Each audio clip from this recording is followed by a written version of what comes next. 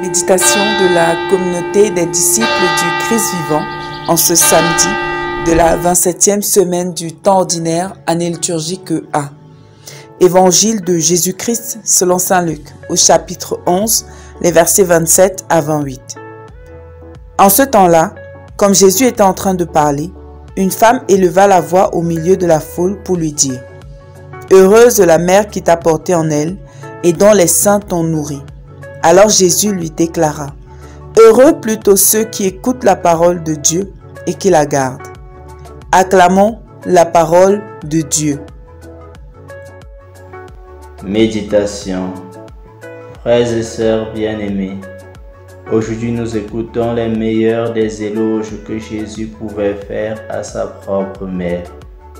À travers la réplique donnée à cette femme, prise d'admiration pour celle qui a porté Jésus en elle et l'a nourri de son sein, Jésus indique la source du bonheur de Marie, sa mère et notre mère. Écouter la parole de Dieu et la mettre en pratique. Cette Marie est bien la mère de Jésus parce qu'elle a porté en son sein.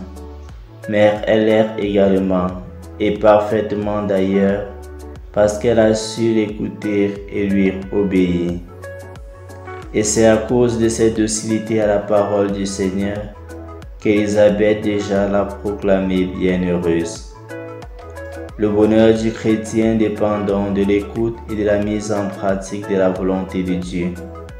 Et à ce niveau, nous ne pouvons ne pas nous référer à la Vierge Marie, car elle est en effet celle qui réalisa de façon la plus parfaite l'obéissance de la foi. Dans la foi, elle accueillit l'annonce et la promesse apportée par l'ange Gabriel, croyant et affirmant que rien n'est impossible à Dieu, et donnant son assentiment. Je suis la servante du Seigneur, qu'il me soit fait selon ta parole. Marie est donc une croyante modèle au sein du peuple de Dieu. Nous trouvons dans sa foi un soutien pour la nôtre. La foi de Marie devient ainsi la foi du peuple de Dieu en marche. C'est pourquoi la rencontre de Jésus ouvre ainsi la porte à notre bonheur profond et fait de Marie notre mère dans la foi. De fait, Dieu veut notre bonheur et désire que chacun de nous puisse vivre heureux et épanoui.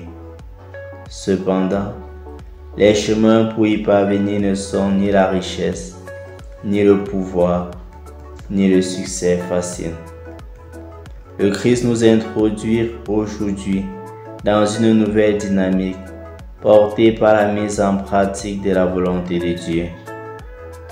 Il est important pour nous d'élever le regard, car le véritable bonheur du chrétien consiste à écouter, comme Marie, la parole de Dieu et à la mettre en pratique. Nous sommes appelés à entendre la parole de Dieu et à la mettre en pratique. Elle doit s'incarner dans notre vie quotidienne et féconder nos actions de tous les jours. Laissons-la être la lumière de nos vies et comme Marie, nous saurons combler les bénédictions de Dieu notre Père. Prions. Seigneur Jésus, dans l'évangile de ce jour, tu me montres quel est le chemin du vrai bonheur. Écouter ta parole et la mettre en pratique. Donne-moi, Seigneur, des oreilles attentives à la parole que tu proclames, qu'elle puisse trouver une demeure en moi, me nourrir et me guider dans ma vie de disciple. Intercession. Prions pour tous les chrétiens chargés d'annoncer à leurs frères et sœurs la bonne nouvelle du salut. Et de façon particulière, confions au Seigneur les ouvriers apostoliques de notre diocèse. Que le Seigneur leur accorde la grâce de remplir leur mission avec amour et zèle, pour sa plus grande gloire et le salut des hommes leurs frères. Exercice spirituel. Au cours de la journée, faites dire je vous salue Marie pour demander au Seigneur par l'intercession de la Vierge Marie de nous rendre plus dociles à sa parole.